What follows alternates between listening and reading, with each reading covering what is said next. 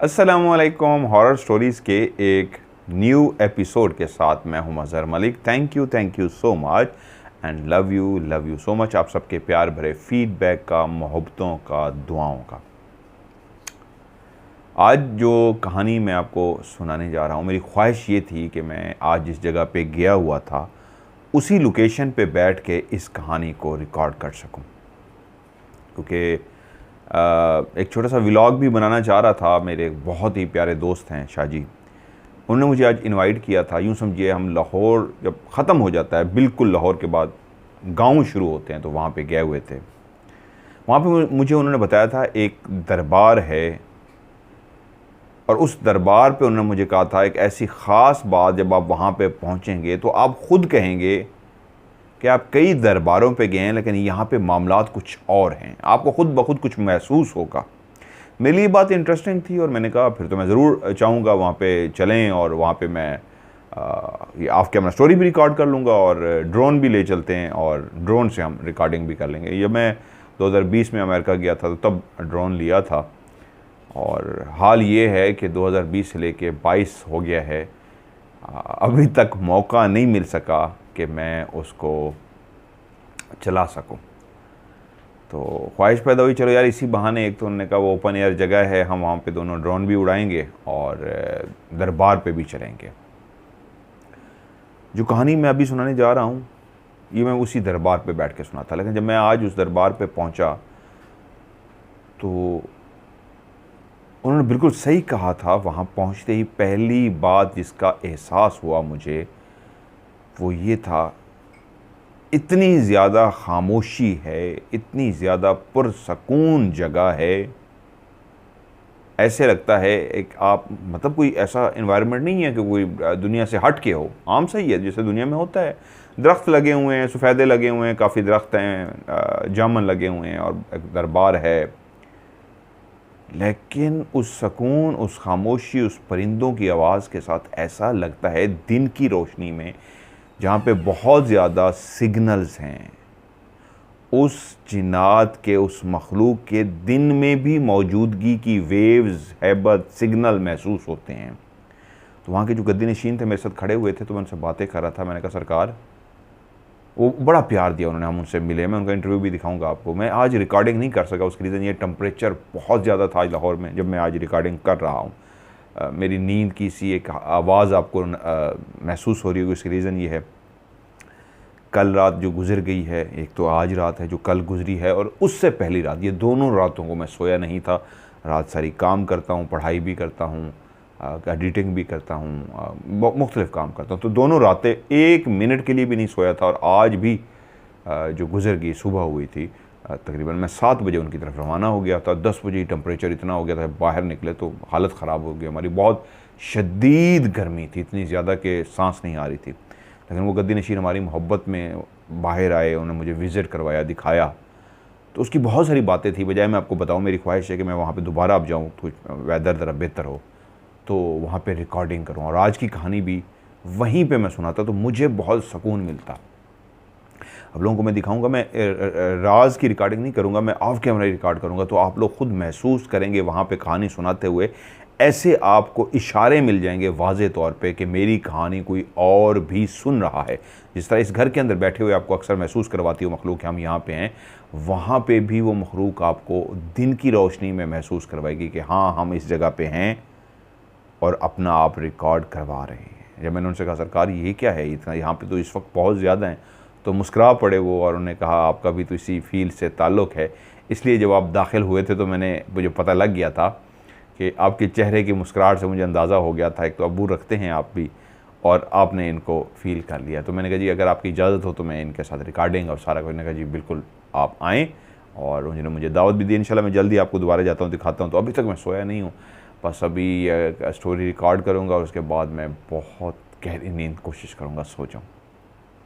कहानी भेजिए जी, मुझे आपसे बातें करने को दिल करता है, तो इसलिए आज की एक एक्टिविटी, आज की एक सारे दिन की क्या कहते हैं सूरत हाल आपके साथ शेयर की कि ये बहुत मज़े की कहानी होती है। मेरे तक कि आज का जिस कहानी का भी नंबर था आज का, ये नहीं कि ये कोई स्पेशल कहानी है, जिस कहानी का आज का नंबर बनता था तो उस कहानी को मैंने दरबार पे बैठ के सुनना था। अब जो नेक्स्ट जिसका एक आई हुई है बड़ी, आज मैं सुन रहा था एक अभी और भी, बहुत ख़तरनाक है और वो बनती भी इसी हवाले से, रूहानियत के हवाले से।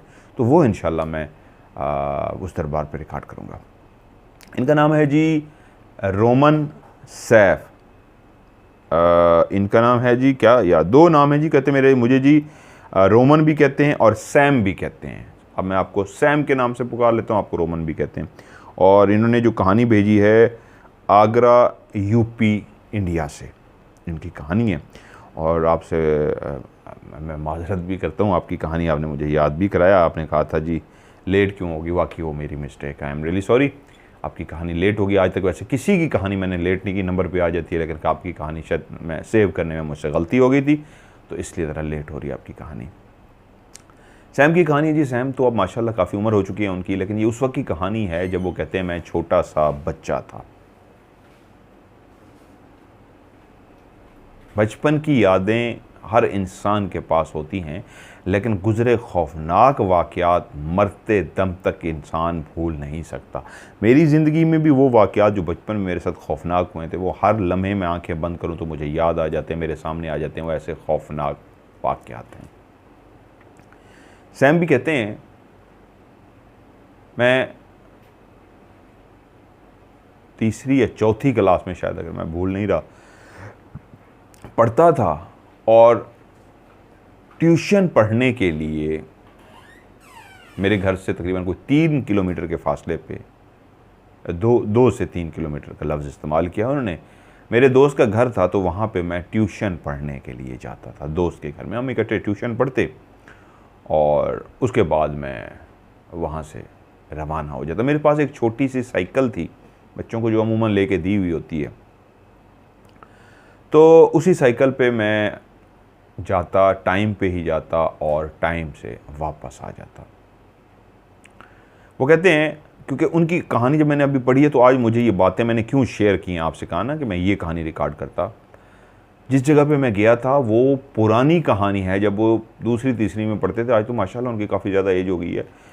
ये आज की बात है, मैं देख के आया हूँ। आज भी दिन की रोशनी में एक शहर से ही दूर, लाहौर शहर से थोड़ा सा ही फासले पे वो छोटा सा गांव है, उसके अंदर दिन की रोशनी में इतनी वो खौफनाक जगह है कि उससे डर लगता है। सुकून भी है, अच्छी भी है, डर नहीं भी लगता, लेकिन अगर मैं जिन्नात के मामलात में इन्वॉल्व होता हूँ तो बहुत डर लगता है। रात के टाइम पे यहाँ पे वही ही गुजरेगा जिसको बैठेगा, जिसके अंदर हिम्मत होगी, हौसला होगा। तो इनकी कहानी भी इसी तरह की है। वो कहते हैं जिस रास्ते से मैं गुजर के जाता था, वहाँ पे एक बड़ा सा बाग भी आता था। रास्ता वीरान सा आता था। एक जगह ऐसी थी जहाँ पे दरख्त ही दरख्त थे, यानी अगर मैं दोस्त के घर से निकला तो रास्ते में सारा वीरानी सी आती थी, इर्द गिर्द कुछ भी नहीं था। वहाँ पे एक बड़ा सा पुल आता है, मैं जब पुल को अबूर कर लेता तो उसके सामने दरख्तों का सिलसिला शुरू हो जाता और साथ ही एक बड़ा सा बाग भी आ जाता। उस बाग के सामने से वो जो रास्ता गुजर रहा था, उसी रास्ते से गुजरते गुजरते अपनी साइकिल को चलाते चलाते मैं अपने घर में पहुँच जाता। ये उन दिनों की बात है जब कोई होश नहीं था सिवाय इसके कि पढ़ना है और सो जाना है। मासूमियत का दौर था, चालाकी का, किसी चीज़ का, कंप्यूटर का, मोबाइल का, इन चीज़ों का कुछ भी होश नहीं था। एक सादगी भरा, मोहब्बतों भरा ये वक्त था, ये दौर था। मेरा दोस्त भी बहुत अच्छा था, मेरा बहुत ख्याल रखता था। अमूमन जब हमें छुट्टी होती तो हम बाहर निकल आते और खूब दिल भर के खेलते थे। और जब ट्यूशन पढ़ना होता था तो मेरे जैसे बहुत सारे बच्चों को, आप में से भी बहुत सारे जो बच्चे थे, आज काफ़ी, अब तो सबकी उम्रें बड़ी हो चुकी हैं, बच्चे भी कहानी सुनते हैं, तो स्कूल के नाम पे नींद इतनी शदीद आती थी कि जब उठाया जाता था तो ज़बरदस्ती जगाया जाता था। और जिस दिन छुट्टी होती थी स्कूल की तो ख़ुद ब खुद आँख खुल जाती थी, किसी को जगाना भी नहीं पड़ता था। और जिस दिन स्कूल जाना होता था तो उस दिन हमें घर वाले बड़ी मुश्किल से जगाते थे, हमारी आँख ही नहीं खुलती थी, बस ज़रा 2 मिनट सो लें, ज़रा 5 मिनट सो लें।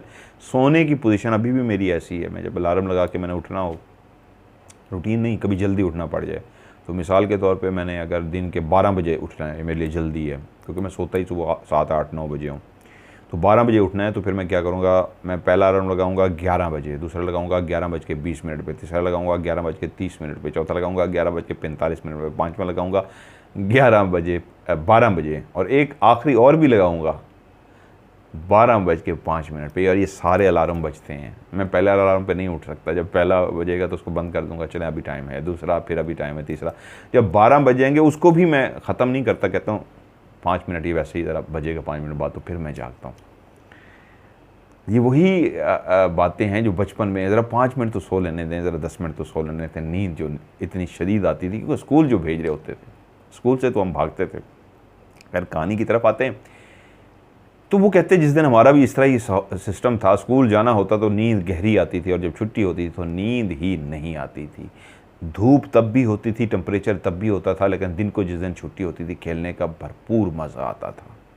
अब तो वो दिन कहाँ, वो खेल कहाँ, ज़िंदगी की ऐसी रिस्पॉन्सिबिलिटीज़ आ गई हैं, ऐसी जिम्मेदारियाँ आ गई हैं, अब तो कोई होश ही नहीं है।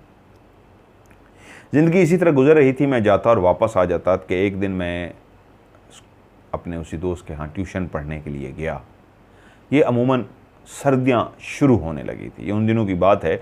मौसम तब्दील हो रहा था, गर्मियों से ऐसा मौसम शुरू होता है गर्मियों के बाद कि एहसास होता है, पहला हवा का झोंका आता है तो अंदाज़ा होता है सर्दियाँ आने लगी हैं। गर्मियाँ बहुत कम लोग होंगे जिनको अच्छी लगती होंगी, मुझे सर्दियाँ इसलिए अच्छी हैं। गर्मियों में सिर्फ अमीर एयर कंडीशन चला के उसके नीचे सो सकता है, और सर्दियां ऐसी हैं कि गरीब भी सस्ते से सस्ते कपड़े अरेंज कर लेता है। मुख्तलिफ़ जगहों से उसको, लंडे से कह लें या मुख्तलिफ़ जगहों से, उस गरीब को सस्ते से सस्ते कपड़े मिल जाते हैं, जैकेट्स पहनने को मिल जाती है, रज़ाई भी मिल जाती है, और वो गरीब अपनी सर्दी अच्छी गुजार लेता है। गर्मियों में ना उसके पास पंखा होता है, ना हमारे जैसे पाकिस्तान जैसे मुल्क में ना बिजली होती है, एयर कंडीशन तो दूर की बात है, वो रह जाता है बेचारा। गर्मी से कई लोग बेहोश हो रहे होते हैं, मर रहे होते हैं, तो इसलिए कहते हैं सर्दियाँ अच्छी हैं। सर्दियों की आमद थी, अब मौसम तब्दील हो रहा था। उस रात भी घर वापस आते हुए, साइकिल चलाते हुए मैं सोच रहा था, लगता है कि बस हफ्ता 2 हफ्ता ही रह गए हैं और उसके बाद जैकेट्स पहननी पड़ेंगी, ठंड लगेगी, कि वो मौसम चेंज हो रहा था। जब शदीद सर्दी हो जाती है तो ऐसी जगह जो ओपन एयर हो, खुली हों, बाग हों, वहाँ पे बहुत ज़्यादा उन दिनों में फॉग होती थी। लेकिन क्योंकि अभी सर्दियाँ शुरू हुई थी, फॉग वाला धुंध वाला मौसम नहीं था, तो उस रात ट्यूशन पे मैं जा तो रहा था। मेरी ख्वाहिश थी मैं आज छुट्टी कर लूँ क्योंकि मैं लेट हो चुका था, लेकिन उन दिनों में इम्तिहान होने वाले थे, और जब इम्तिहान होने वाले होते हैं तो फिर खौफ होता है इस बात का कि हर सूरत में अच्छे नंबर लेने हैं, फ़ेल नहीं होना, बल्कि एक पोजीशन लेने की कोशिश करनी है। तो उसमें बच्चा जो सारा साल ना भी पढ़ा हो, वो भी धड़ाधड़ पढ़ रहा होता है, तैयारी कर रहा होता है, ट्यूशन पे जा रहा होता है, हर वक्त कोशिश कर रहा होता है कि मैं पढ़ लूँ। तो उस रात वो लेट हो गया। एक जो टाइमिंग थी वो जाता था पढ़ने के लिए, और शाम को 5, 6, 7 एक जो भी टाइम था वापस आ जाता था। लेकिन आज वो लेट हो गया था। उसकी ख्वाहिश तो थी वो आज छुट्टी कर ले, बहुत लेट है, लेकिन उसको पता था कि एग्ज़ाम है, आज लाजमी जाना होगा। तो आज वो जिस वक्त जा रहा था, ये वो टाइम था जिस वक्त अमूमन वो वापस आता था। जिस टाइम वो घर वापस आता था, आज उसी टाइम उसी दोस्त के यहाँ ट्यूशन पढ़ने के लिए जा रहा था। वो कह रहा मैं वहाँ पे मैंने ट्यूशन पढ़ी, और जब एहसास हुआ कि तकरीबन रात के 10 बज गए हैं, तो ये काफ़ी ज़्यादा लेट टाइम था। फौरी तौर पे छुट्टी की, किताबें अपने बैग में रखी, बस्ता जो था वो पीछे लटकाया, लटकाने के बाद सीधा बाहर पहुंचा जहाँ पे मेरी साइकिल खड़ी थी। अपनी साइकिल को पकड़ी, बैठा उस पर, और घर की तरफ तेज़ी से रवाना हो गया। ख्वाहिश थी कि जितनी जल्दी हो सके घर पहुंच जाऊं। ऑलरेडी अंधेरा हो चुका था। अब इतना रोशनी थी, रात का टाइम था, कि जो चांदनी रात फैली हुई थी, शायद मैं आज ना ही जाता ट्यूशन पढ़ने के लिए। एक तो ये खौफ था कि इम्तिहान होने वाले हैं, दूसरा ये था चांदनी रात थी, घुप अंधेरा आज नहीं था। जब 14वीं, 13वीं, 12वीं का इस तरह का चांद होता है तो चांदनी इस तरह फैली होती है, सब कुछ क्लियर नज़र आ रहा होता है। अपनी साइकिल को चलाते हुए उस चांदनी रात की फैली हुई रोशनी से मैं अपने रास्ते को देखता हुआ कोशिश कर रहा था तेज़ तेज़ साइकिल को चलाऊं और अपने घर की तरफ पहुंच जाऊं। साइकिल चलाते ही इर्द गिर्द वो सामने मेरे लेफ़्ट राइट रास्ता शुरू हो गया, जो बिल्कुल वीराना सा था। अभी उस वीराने से मैं थोड़ा ही, तकरीबन कोई 2-3 किलोमीटर का तो ये फासला था, तो टाइम तो लगता था।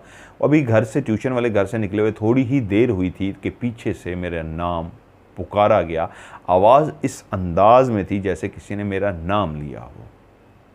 मैं समझा शायद कुछ भूल गया हूँ उस घर में, या वो घर की फैमिली कोई बात करना चाहती है, या क्या हुआ, या कोई पीछे से वहाँ से आ गया है जो मुझसे बात करने के लिए आया और मेरा नाम पुकार रहा है। तो मैंने एकदम से ब्रेक लगाई साइकिल की और मुड़ के देखा कौन है, तो वहाँ से कोई भी नहीं था सिवाय चांदनी रात की फैली हुई रोशनी में सन्नाटा, खामोशी, और कोई भी बशर नजर ना आया। शायद मेरा वहम होगा, ये सोच के मैंने दोबारा से साइकिल चलानी शुरू कर दी। अभी थोड़ी ही दूर मैं गया था कि फिर से मेरा नाम पुकारा गया। जब मेरा नाम पुकारा गया तो इस दफ़ा लगा कि वहम नहीं है, नाम पुकारने वाले ने क्लियर मेरा नाम पुकारा है, और कानों ने जिस आवाज़ को सुना था वो किसी मर्द की नहीं, औरत की आवाज़ थी। इस दफ़ा क्योंकि आवाज़ क्लियर थी तो मैंने ब्रेक लगा दी, और जब मुड़ के देखा तो वाकई अब जिस रोड से मैं गुजर के आया था उसके बिल्कुल कच्चा रास्ता जो साइड पे था, वहीं पे एक बूढ़ी औरत खड़ी हुई थी। उसके कपड़ों से लगता था कि कोई गरीब सी औरत है। कपड़ों की हालत बताती थी काफ़ी पुराने और जैसे फटे हुए होते हैं, फटे हुए थे तो नहीं, इस अंदाज के जैसे होते हैं, इस तरह के कपड़े थे। क्योंकि मुझसे बहुत ज़्यादा फासले पे नहीं थी इस दफ़ा, क्योंकि उसने करीब से पुकारा था या क्या था, तो मैं रुक गया। उसने फिर से आवाज़ दी, लेकिन इस दफ़ा क्लियर हुआ वो मेरा नाम नहीं पुकार रही थी, वो वैसे आवाज़ दे रही थी। क्योंकि मुझे जो पहली दफ़ा लगा था ऐसा था जैसे मेरा नाम पुकारा गया है, इस दफ़ा भी मुझे लगा था क्लियर किसने मेरा नाम पुकारा है। जब मैं रुक गया और मुड़ के देखा तो एक बूढ़ी औरत खड़ी है जिसके पुराने से कपड़े उसने पहने हुए हैं, और उसने फिर से मुझे आवाज़ दी। आवाज़ का स्टाइल ऐसे था, मुझे लगा वो मेरा नाम पुकारिए, लेकिन वो मेरा नाम नहीं पुकार रही थी। तो मैंने जो ब्रेक लगा दी थी मोड़ी और उसके करीब पहुंच गया। मैंने कहा, जी अम्मा क्या हुआ है? उसकी उम्र बहुत ज़्यादा थी, बहुत ही बूढ़ी थी और इर्द गिर्द की किसी गांव की रहने वाली थी। उसने कहा, बेटा मैं काम करते करते लेट हो गई हूँ, अब ये मेरे हाथ में सामान भी है और मैंने घर भी पहुँचना है, अंधेरा हो चुका है, तुम मेरी इतनी मदद कर सकते हो? ये मेरा सामान है, जहाँ तक तुम जा रहे हो मैं तुम्हारे साथ साथ चलती हूँ, इस सामान को साइकिल पे लटका लो, मैं उठाने से कासिर हूँ, इतना देर तक मैं उठा नहीं पाऊँगी। जहाँ तक तुम मेरी मदद कर दोगे बेटा, वहाँ पे आगे से कोई और अल्लाह का बंदा आ रहा होगा तो मैं उसको कह दूँगी, कोई और बंदा आ रहा होगा मैं उसको कह दूँगी, वो मेरी मदद कर देगा, तो वो इस तरह मेरा गुजर जाएगा। तुम्हें इस रास्ते में काफ़ी देर से इंतज़ार में थी, कोई गुजरे तो मैं उसकी मदद करूँ। मैं पैदल भी चल रही हूँ काफ़ी देर से, लेकिन थक जाती हूँ, सामान नहीं उठा पा रही। तो मैं समझ गया मुझे इस खातून की मदद की ज़रूरत है। बेशक मैं एक बच्चा था, लेकिन क्योंकि मेरे पास एक साइकिल थी और उसके पीछे स्टैंड बना हुआ था, तो मैंने ये किया कि इसको उठा के पीछे स्टैंड पे रख देता हूँ और साथ साथ चलता हूँ। मुझे थोड़ा सा ये भी सहारा हो गया था कि एक बूढ़ी इसी गाँव की औरत मेरे साथ चल रही थी, मिल गई थी, तो मेरे ये था ये साथ चलती भी रहेगी तो मेरा सफ़र जो है आराम से ईजी गुजर जाएगा। उसको मैंने आगे से ये भी कहा, माँ कहाँ जाना है, पूछा वहीं पे खड़े हुए। तो उसने जो लोकेशन बताई थी वो मेरे घर से भी आगे थी। तो मैंने उसको कहा, हाँ ऐसे हो सकता है, मैं घर तक तो आपको साथ ले जाता हूँ, आगे किसी अपने बड़े को कहूँगा वो आपको छोड़ देगा।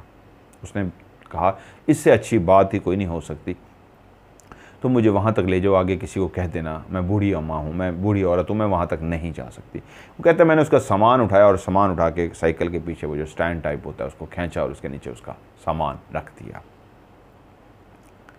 अब हम दोनों चल पड़े, क्योंकि मैं साइकिल चला इसलिए नहीं सकता था।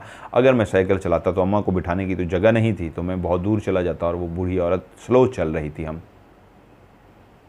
मैं आगे चला जाता और वो पीछे रह जाती, जबकि उसका अब सामान मेरे पास था। सो मैंने आहिस्ता आहिस्ता चलना शुरू कर दिया, क्योंकि मैं उसी की स्पीड को देख रहा था, जितनी स्लो, जितनी आहिस्ता आहिस्ता, बुज़ुर्ग होने की वजह से वो चल रही थी, तो उसी हिसाब से मैं भी चल रहा था। मैं खामोश तो था, लेकिन एक दिल को सहारा ये था कि एक इसी गांव की औरत मेरे साथ चल रही है, तो अब तन्हाई का खौफ, रात के अंधेरे का खौफ मेरे अंदर नहीं था। तो हम दोनों चल रहे थे। ऐसे चलते चलते मैंने एक दफ़ा उसकी तरफ देखा जो साथ मेरे चल रही थी। मैंने देखा कुछ वो मुंह में पढ़ रही है, कुछ कह रही है, या कि उसके होंठ जो थे वो हिल रहे थे। मुझे एक अजीब सा भी लगा, लेकिन शायद कुछ पढ़ रही है, खौफ की वजह से अमूमन पढ़ते हैं। मैं भी अब जब मुझे डर लगता था तो मैं आयतुल कुर्सी पढ़ लेता था। अब वो सैम कह रहा है शायद इसको खौफ आ रहा हो या कुछ पढ़ रही है, ये बूढ़ी औरत है, अक्सर ऐसे बूढ़े ऐसे होंठ हिलाने की आदत सी होती है, शायद होंठ हिला रही है। खैर मैंने फिर आगे चलना शुरू कर दिया। वो उसी तरह आहिस्ता आहिस्ता मुसलसल आहिस्ता मेरे साथ चल रही थी। हम थोड़ा और आगे आए तो फिर मैंने मुड़ के उसकी तरफ देखा तो अभी तक उसी के होंठ उसी तरह हिल रहे थे जैसे वो कुछ पढ़ रही हो। मेरा दिल किया मैं उससे पूछूं अम्मा क्या पढ़ रही हो, अम्मा क्या कहना चाह रही हो, अम्मा क्या कह रही हो, लेकिन मेरे अंदर हिम्मत नहीं आई इस बात की कि मैं उससे पूछ सकूं कि अम्मा क्या पढ़ रही हो, क्या बात है। हम इसी तरह आगे चलते रहे। जब हम बिल्कुल उस बाग के पास पहुँचे जहाँ पे वो पुल था वो हमने क्रॉस कर लिया, मुझे ये तो था घर वाले परेशान होंगे और मेरे दिल में ये बात भी आ गई थी कि हो सकता है घर में से ही कोई अब इस तरफ आ जाए, क्योंकि साइकिल पे मैं फिर भी जल्दी से पहुंच जाता। अब उस बूढ़ी अम्मा की वजह से मैं एक स्लो चल रहा था और पैदल चल रहा था। पैदल चलने से भी मैं घर पहुंच जाता, लेकिन इतना अब स्लो था कि उस अम्मा की वजह से मुझे आहिस्ता चलना पड़ रहा था। तो दिल ने यह कहा कि घर वाले परेशान हो के हो सकता है भाई को, चाचू को, किसी को भेज दें तो वो पीछे आ जाएँ। चलो इस बहाने ये होगा, मैं अम्मा को उनके हवाले कर दूंगा, वो इनको पहुंचाएंगे जहाँ तक पहुंचाना है, मैं साइकिल पे निकल जाऊंगा। वो जो पुल सा आता था हमने उस पुल को क्रॉस कर लिया और जैसे उस जगह पे पहुंचे जहाँ पे वो बाग सा था तो उस बुढ़िया ने मुझे कहा बेटा तुम यहाँ रुक सकते हो 1 मिनट के लिए, मुझे इस दरख्त पे कुछ टहनियाँ तोड़नी है। मैंने कहा अम्मा टहनियाँ क्या करनी है इस वक्त रात को। उसने कहा बेटा वो मेरी एक वो है बच्ची है, उसके बाजू में दर्द होता है तो वो पत्ते होते हैं, वो पत्ते ऊपर बांधे जाते हैं, पत्ते बांधे जाएं तो वो दर्द ख़त्म हो जाती है। मैं बूढ़ियों में कहाँ आ सकूँगी, अकेली रहती हूँ, आ ही गई थी मुश्किल से, ऊपर से रात पड़ गई है तो वो मैं टहनियाँ तोड़ लूँगी, पत्ते तोड़ लूँगी तो उसके वो बाजू पे बांध दूँगी। और अमूमन गाँव वाले अब भी कुछ लोग करते हैं, नीम के पत्ते या कुछ और पत्ते होते हैं, वो कहते हैं वो पत्ते अगर बांधे जाएँ, ये कॉन्सेप्ट है, लोग इस तरह बांधते हैं। तो गांव वालों को अक्सर इन बातों को पता भी होता है। वो लड़का भी समझ गया हाँ पत्ते कोई तोड़ने होंगे क्योंकि ये इस तरह के कामों के लिए इस्तेमाल होते हैं। लेकिन रात के इस पहर तोड़ना ज़रा अजीब सा था, वो भी बाग में। लेकिन वो बूढ़ी ये मजबूरी जाहिर कर चुकी थी, मेरा और कोई नहीं है, अकेली हूँ, मुश्किलों से आई हूँ, तो फिर पता नहीं कब यहाँ चक्कर लगता है, कैसे आ सकूँगी। तो सोचा क्या हुआ, माइक तो शायद कैच ना कर सके, मेरे कान में आके कोई बोला है, क्लियर सा इस वक्त मेरे कान में कोई आके बोला है। दोबारा बोलो, हेलो।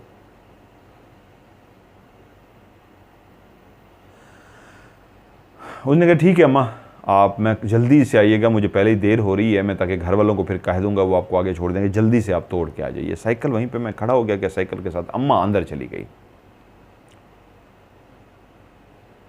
1 मिनट से ज़्यादा जब टाइम हुआ तो मेरे अंदर बेचैनी बढ़ना शुरू की, अम्मा कहाँ चली गई, क्योंकि उसने कहा था बेटा मैं 1 मिनट में आ जाती हूँ। अब जो एक मेरे अंदर खौफ का एहसास था अम्मा के साथ ख़त्म हो गया था, क्योंकि हम 2 इंसान चल रहे थे। अब फिर मैं अकेला खड़ा था और एक बाग के बाहर अकेला खड़ा था। इस वक्त फिर मेरे अंदर खौफ का एहसास हो गया, क्योंकि मैं चाह रहा था वो अम्मा बेशक बूढ़ी है लेकिन इंसान तो है, मेरे साथ एक और इंसान चल रहा है, सहारा तो था कम अज़ कम।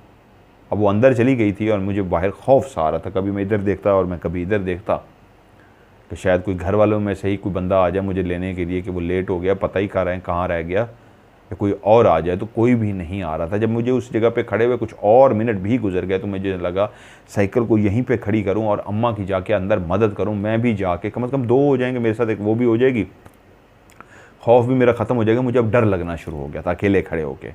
साइकिल तेज़ी से मैं जिस तरह चला रहा था, अगर अम्मा ना मिलती तो खौफ बेशक था, लेकिन मैं रुकता ना। उस चांदनी रात में साइकिल तेज़ चलाते हुए मैं जैसे कैसे घर पहुंच जाता। अब एक तो और लेट हो गया था, ऊपर से स्लो चल रहा था और अब बाहर अकेला खड़ा हूँ, अम्मा बाहर गई हुई है, बाग के बाहर मैं एक लड़का था, छोटा सा था। तो खौफ को ख़त्म करने के लिए मैंने साइकिल बाहर खड़ी की और अंदर चला गया। अमूमन खौफ की वजह से कोई इंसान अंदर नहीं जाएगा, चाहे बच्चा हो या बड़ा हो गया अंदर जाके, लेकिन उस वक्त क्योंकि उसकी सैम की फीलिंग ये थी यहाँ मैं अकेला हूँ, कम से कम उस बूढ़ी के करीब चला जाऊँगा, डर तो ख़त्म हो जाएगा, मेरे साथ एक बड़ी औरत तो होगी, बूढ़ी है औरत तो है, कम से कम एक इंसान तो है, खौफ तो ख़त्म होगा। और ये बात ठीक थी। वो कहता है मैं अंदर गया, जिस तरह उसको मैंने जिस रास्ते से जाते हुए अंदर देखा था उसी तरह ही मैं चलता हुआ गया और एक जगह पे जाके रुक गया, क्योंकि मुझे मज़ीद डर लगना शुरू हो गया, क्योंकि आगे घना सा हिस्सा था और मैं आगे नहीं जाना चाह रहा था अकेला कि कहाँ जाऊँ, उसको कहाँ देखूँ। तो मैंने लेफ़्ट राइट इधर उधर देखा तो मुझे कहीं पे जब अम्मा ना नजर आई तो मुझे अंदर एकदम खौफ सा सवार हुआ। अम्मा कहाँ चली गई। अब मेरे दिल ने कहा कि मैं उसको आवाज़ दूँ, अम्मा कहाँ हो। अभी मैं ये सोच ही रहा था कि अम्मा को पुकारूं और उससे पूछूं अम्मा कहाँ पे हो, तो उसी लम्हे मेरी निगाह पड़ी, आवाज़ सी आई मेरे कानों को कि इस राइट वाली साइड से कुछ खटका सा हुआ है। फौरी तौर पे जब मैंने उस तरफ देखा जिस तरफ खटका हुआ था, तो मुझे लगा कि इस तरफ कोई है, तो मैं उसी तरफ चल पड़ा कि अम्मा शायद इस तरफ है, यहाँ से कोई पत्ता तोड़ रही है, कोई टहनी को तोड़ रही है जिसके शोर करने से आवाज़ पैदा हुई है।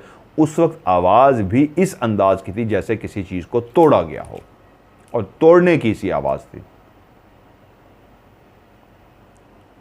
मैं कहता है चलता हुआ आहिस्ता से उसी सिमत में गया, लेकिन जब उस सिमत के करीब पहुंचा तो मैं एक बच्चा था, ऑलरेडी मेरे अंदर खौफ था, लेकिन जो आगे मंज़र मेरी आंखों ने देखा वो इतना भयानक था, वो इतना खौफ ज़दा करने वाला था। मैं कोई भी वहाँ पे इंसान होता तो वो उसी वक्त बेहोश होकर गिर पड़ता। सामने वही बुढ़िया मौजूद थी, लेकिन जिसकी शक्ल बदल चुकी थी। चेहरा जो झुर्रियों से भरा हुआ था, बुढ़ापे की अलामत था, अब वो खून से भर चुका था। दांत उसके बड़े बड़े हो गए थे और वो इस अंदाज में किसी चीज़ पे झुकी हुई थी कि जब मैं चलता हुआ उसके करीब गया तो उसको एहसास हुआ कि कोई मेरे पीछे आया है। तो जब उस वक्त मुड़ी है, जो उसकी कमर थी मेरी तरफ, और जैसे ही वो मुड़ी है मेरी तरफ, तो मैंने उसका चेहरा देखा जो बिल्कुल अब ऐसा था जो खौफनाक तरीन कोई चेहरा होता है, अजीबो गरीब सा खौफनाक सा चेहरा था। उसके दांत ऊपर के भी 2 निकले हुए थे, नीचे से भी 2 दांत निकले हुए थे, और खून से उसका मुंह भरा हुआ था। किसी कुत्ते को पकड़ के वो खा रही थी। जब वो मुड़ी है मेरी तरफ, उसने मुंह किया है, तो उस वक्त मैंने उसके हाथों को भी देखा है। तो उसके हाथों में किसी जानवर की जो टांग होती है वो टांग थी, जिससे खून टपक रहा था। ऐसा लगता था ताज़ा ताज़ा उसको मारा गया है। वो उसको खा रही थी और उसका मुंह खून से इसलिए भरा हुआ था कि उस जानवर को वो औरत बुढ़िया खा रही थी। अब उसका चेहरा वैसा नहीं था पहले की तरह जैसा झुर्रियों वाला था। अब वो चेहरा भयानक सा हो चुका था, रंगत काली स्याह हो गई थी। उस वक्त उसकी शक्ल ऐसी थी जैसे उस गांव में रहने वाली आम औरतों की होती है, बूढ़ी औरतों की। इस वक्त वो बूढ़ी औरत नज़र नहीं आ रही थी, कोई अजीबो गरीब औरत नज़र आ रही थी। और जिस लम्हे ये मैंने मंजर देखा कि वो औरत, वो बूढ़ी औरत, एक अजीब सा चेहरा उसका हो चुका है, उसके हाथों के अंदर किसी की टांग है और उससे खून टपक रहा है और उसके मुंह से भी खून टपक रहा है। यकीनन वो किसी जानवर को खा रही है। अहम चीज़ जो इस वक्त मुझे नज़र आई, वो बूढ़ी जो चल नहीं पा रही थी, इस वक्त इतनी फुर्ती उसके अंदर आ गई थी।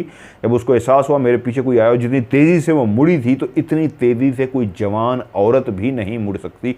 जितनी फुर्ती और तेज़ी उसके अंदर आ गई थी, जितनी तेज़ी से वो मेरी तरफ मुड़ी थी। और जैसे ही मैंने मंजर देखा तो मैं एक बच्चा सा था, मेरे लिए काफ़ी था कि वहीं पे मैं बेहोश हो के गिर पड़ता। तो उसी लम्हे शायद अल्लाह ताला को मेरी ज़िंदगी अजीज़ थी, क्योंकि हर काम रब की मर्ज़ी से होता है। उसी लम्हे मेरे दिमाग में पहला जो ख्याल आया, अक्सर ऐसे मौक़ों पे जो मैं करता था, वो आयतुल कुर्सी होती थी।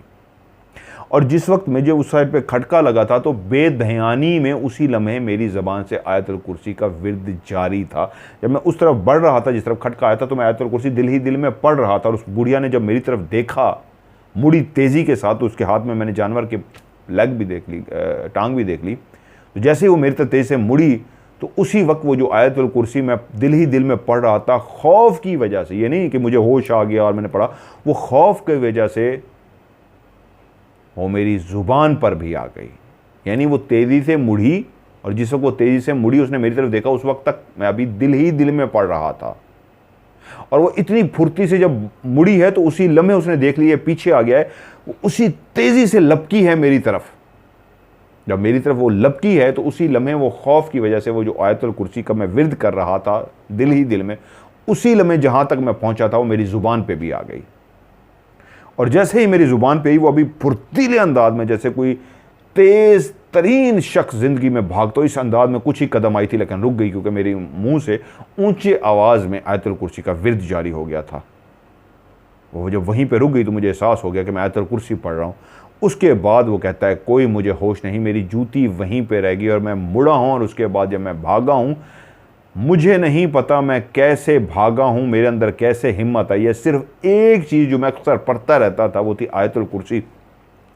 उस वक्त भी उसका विर्द मेरी ज़ुबान से जारी था और मैं तेज़ भागता जा रहा था। मुड़ के मैंने नहीं देखा, आयतुल कुर्सी मेरी ज़ुबान से जारी थी। भागते भागते मुझे आखिरी लम्हा ये याद है कि मैं एक दरवाज़े तक पहुंचा था। वो कैसे मैं भागते हुए अपने घर के दरवाजे पे पहुंचा, वहाँ पे जाके गिरा और बेहोश हो गया। अब वो इस अंदाज में तेज़ी से भागा आयतुल कुर्सी पढ़ता हुआ कि जो भागता हुआ अपने घर के करीब पहुंच गया और उसके दरवाजे तक पहुंचा तो दरवाजे को खटखटा दिया, दरवाजे को हाथ लगा दिया। इस अंदाज में जाके दरवाजे को हाथ मारे, खौफ के आलम के दरवाज़ा खोलो मुंह से नहीं निकल रहा, क्योंकि मुंह में तो आयतुल कुर्सी का विर्द जारी है, कि हाथ इतने ज़ोर से दरवाजे पर मारे कि उसके बाद उसको कोई होश नहीं रहा और वह ज़मीन पर गिर गया। जब उसकी आंख खुली तो उसने देखा सारे घर वाले उसके इर्द गिर्द बैठे हुए हैं और रोशनी फैल रही है। यकीनन इस वक्त सुबह हो चुकी थी या दिन का टाइम था, क्योंकि अंधेरा ख़त्म हो चुका था। और जब उसकी आंख खुली तो उसने देखा घर वाले उसके माथे पे बैठ के पट्टियां कर रहे हैं, जिससे उसको अंदाज़ा हुआ उसका जिस्म तप रहा है, उसको शदीद बुखार हो चुका है। आंख खुलते ही पहला एहसास हुआ घर वाले पास बैठे हुए हैं, और दूसरा एहसास ये हुआ घर वाले उसके माथे पे ठंडे पानी की पट्टियां कर रहे हैं। इसका मतलब उसको शदीद बुखार हो चुका है। तभी उसने हिलने की कोशिश की और उसको अंदाज़ा हुआ उसका जिस्म इतना लागर और कमज़ोर हो चुका है, वो कोशिश भी करे तो हिल नहीं सकता। वहीं पे सब घर वालों ने, जब उसने आंख खोली तो घर वालों की इकट्ठी सबकी आवाज़ आई, अल्हम्दुलिल्लाह, शुक्र अल्हम्दुलिल्लाह, बच्चे को होश आ गया। जब मुझे ये अंदाज़ा हो गया कि मैं इस वक्त बुखार की हालत में और घर वाले बैठे हैं और रोशनी फैल चुके, तो उसी वक्त दिमाग की मेमोरी में वो सारा कुछ चलना शुरू हो गया। एकदम से वो सब कुछ याद आना शुरू हो गया जो रात मेरे ऊपर बीती थी, जिस औरत को मैंने एक किस्म की मदद की थी, उसका सामान लेके आया था बूढ़ी औरत का, और वो बूढ़ी औरत जब वो अंदर गई थी और अंदर मैंने उसको किसी चीज़ को खाते हुए देखा था, उस वक्त जो उसके अंदर फुर्ती थी वो किसी इंसान की फुर्ती नहीं थी। इतना तेज़ इंसान नहीं होता, क्योंकि जिस तरह वो मेरी तरफ भागी भी थी, जितनी तेज़ी के साथ वो कोई इंसान नहीं भाग सकता। तो मैं हैरान इस बात पे था कि मैं घर कैसे पहुंच गया हूं। क्या मुझे वहां से उठा के लाए हैं? क्योंकि अब मुझे वहां तक तो याद था कि उसको देख के मैं भागा था, उसके बाद मुझे ये कतई नहीं पता था कि मैं कैसे भागा, घर तक कैसे पहुंचा, घर का दरवाज़ा खटखटाया, मुझे कुछ भी नहीं पता था। तो वहीं घर वालों ने मुझसे पूछना शुरू कर दिया, क्या हुआ था सैम? और मैंने उनसे पहला सवाल ये कि मैं घर कैसे पहुंचा हूं। उन्होंने मुझे बताया कि घर का दरवाज़ा खटखटाया गया ज़ोर से। घर वाले वैसे भी अभी तैयारी कर रहे थे कि लेट बहुत हो गया, जाएं उसको लेके आएँ। वो बाहर निकलने ही लगे थे तैयारी करके कि बाहर से दरवाज़ा खटखटाया गया, और जब उन्होंने दरवाज़ा जल्दी से खोला तो तुम नीचे बेहोश पड़े हुए थे। तो उसने घर वालों को वो सारा वाक़या सुनाया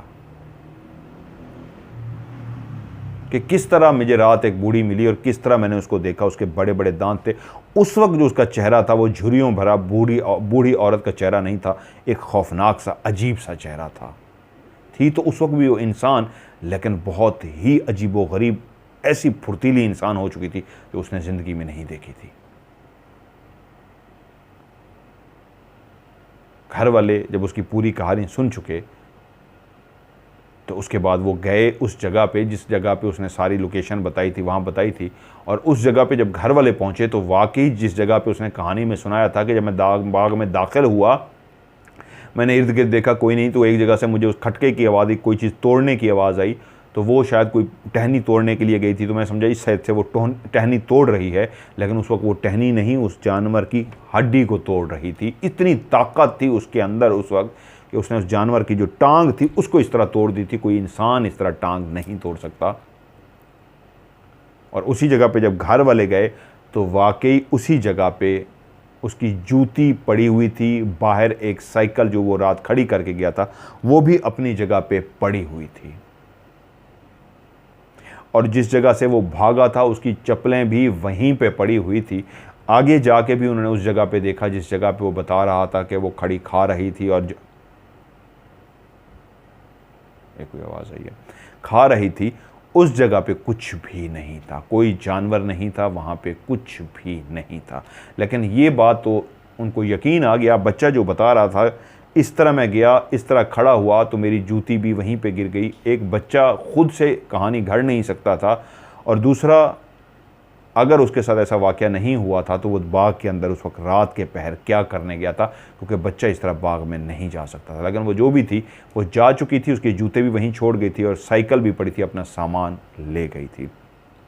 बच्चे को 1-2 दिन लगे, क्योंकि ये सुबह सुबह का टाइम था और इसको होश आया था, इसलिए उसको रोशनी फैली हुई नज़र आई थी, तो इसलिए वो गए, उसके जूते और साइकिल ले आए, उसका ट्रीट किया, उसका बुखार का इलाज करते रहे। और 1-2 दिन में जब बुखार उतर गया तो वहीं पे मस्जिद के जो कारी साहब थे उनके पास लेके गए, और जब उनको बात सारी तफसील से बताई गई तो उन्होंने बताया वो कोई भी बूढ़ी औरत नहीं थी, वो कोई डाइन थी। ये बच्चा क्योंकि आयतुल कुर्सी का विर्द करता रहता है, और उस वक्त भी ये इसलिए बच गया क्योंकि ये अंदर चला गया था, वो इसको नहीं दिखाना चाहती थी। वो जानवर जो भी खा रही थी वो खा के बाहर आ जाती, उसके बाद वो इस पे हमला करती, इसके साथ बुरा करती। लेकिन क्योंकि ये पीछे चला गया और अचानक से चला गया, तो उसने इसको देख लिया, और जितनी तेज़ी से वो इसकी तरफ लपकी थी, तेज़ी से इसकी तरफ भागी थी, ये उस वक्त दिल ही दिल में आयतुल कुर्सी पढ़ रहा था। और जब उसी वक्त जो पढ़ रहा था, जहाँ पे पढ़ते पढ़ते पहुँचा था, उसी ही लाइन को इसने ऊंचा ऊंचा ज़बान से पढ़ना शुरू कर दिया, तो वो रुक गई थी, आगे नहीं बढ़ सकी थी, और उसके बाद ये भाग गया। सिर्फ़ और सिर्फ ये आयतुल कुर्सी के पढ़ने की वजह से बच गया, वरना वो डाइन इसको खा जाती, इसको नुकसान पहुंचाती। वो कोई बूढ़ी औरत नहीं थी, वो डाइन थी। इतनी ताकत से तोड़ना और इस तरह दांत के साथ, ये सिर्फ डाइन का होता है। उन्हें शुक्र अदा किया कि हमारा बच्चा बच गया, और उसके बाद जितने दिन भी उसको स्कूल ट्यूशन के लिए जाना होता था, तो घर का फ़र्द उसके साथ जाता, उसको छोड़ के आता, वहीं पे बैठा रहता, और जब पढ़ लेता तो उसको वापस ले आता, या फिर अक्सर ऐसे करते, उसको छोड़ के आ जाते, और जब लेने का टाइम होता तो वहीं पे वेट करता रहता, अकेला नहीं आता था, उसको वहाँ से लेके भी आते रहे। जितना अरसा फिर जब तक उसके पेपर नहीं हुए स्कूल के, वो इसी तरह घर वाले छोड़ने और उसको लेने के लिए जाते रहे। लेकिन वो कहता है जब भी मैं उसी रास्ते से गुज़रता था, उस बाग के करीब से गुज़रता था, तो तब भी मेरी दिल की धड़कन खुद ब खुद शदीद तेज़ हो जाती थी। मुझे वो सारा मंज़र आंखों के आगे याद आ जाता था। यहाँ से मैं घुसा था और उस जगह पे वो खड़ी थी और खा रही थी, और उसकी इस तरह दांत थे और इस तरह वो झुकी हुई थी, उसकी कमर मेरी तरफ थी, और जब मैं पीछे गया तो तेज़ी से मुड़ी थी, उसके हाथ मैंने देखा था इस तरह थे, और उसके मुंह पे इस तरह खून लगा हुआ था, खा रही थी वो। जिस तरह मैंने कहा कि बचपन के गुजरा हुआ कोई भी वाक़या इंसान को मरते दम तक भूलता नहीं है, इस अंदाज का किसी के साथ वाक़या हो तो वो तो वैसे ही इंसान डर के मारे सारी ज़िंदगी याद रहता है। तो कहते हैं आज मेरी उम्र इतनी ज़्यादा हो गई है, लेकिन अभी तक वो वाक़या मुझे ऐसा लगता है जैसे कल का वाक़या हो। तो ये एक सैम की कहानी थी, रोमन नाम है उनका, सैम, जिन्होंने मुझे भेजी। उनसे मैंने सॉरी भी की क्योंकि टाइम काफ़ी हो गया था, लेकिन एक ये वाहिद कहानी ऐसी थी जो मैं बहुत लेट सुना रहा हूँ, मुझसे मिस होगी। नंबर दे देता हूँ मैं कहानी को, और इसको मैं नंबर नहीं दे सका था, मिस हो गई थी, जिसकी वजह से मैंने माजरत लेट सुनाई। अभी कोशिश करूँगा उस दरबार पे वहाँ पे जाऊँ, और वहाँ पे उसकी हवाले से आज एक कहानी मैंने पढ़ी है, वो वहीं पर ही इंशाल्लाह रूहानियत के हवाले से, चिल्ले के हवाले से कहानी है, और उस जगह पर मैं आपको दिखाऊँगा एक ऐसी जगह जहाँ जिस दरबार की मैं बात कर रहा हूँ, वहाँ पे चिल्ला भी जहाँ पे किया गया है, जिस जगह पे आज जाके मैंने विज़िट किया था, मैं आपको वो जगह भी दिखाऊंगा। सो जी, ये थी आज की हॉरर स्टोरी। अगर आज मैंने कहा टेम्पो शायद अच्छा ना लगा तो मैं इसके लिए माजरत खाऊँ। मैं थका हूँ, बहुत शदीद नींद से बुरी हालत है, और अभी मैं सो जाऊँगा। आप भी अपनी कहानी सेंड कीजिए। वॉइस मैसेज करना चाहेंगे तो एक ही लंबा वॉइस मैसेज कीजिए, लेकिन लाजमी आपने अपना तारुफ ज़रूर कराना है, आपका नाम क्या है, या जो कहानी के किरदार हैं उनके असली नाम लाजमी बताने हैं। उसके बाद बेशक मुझे बता दें कि जी असली लेने हैं नाम या फ़र्दी नाम लेने हैं। और अगर कोई बात भूल जाए तो वॉइस मैसेज एक और छोटा सा भी साथ में कर दें कि जी ये वाली बात मुझे भूल गई थी। लिख के भेजना चाहें तो आप कहानी को इंग्लिश में लिखिए, रोमन में लिखिए, उर्दू में लिखिए, आप लिख के भेज सकते हैं। हिंदी में किसी ने मुझे लिख के भेजी हुई है, प्योर हिंदी में, वो जो होती है उर्दू वाली हिंदी नहीं, वो जो और लैंग्वेज में होती है वो मुझे पढ़नी नहीं आती, प्लीज़ आप उसको मुझे उर्दू में लिख के भेजिए।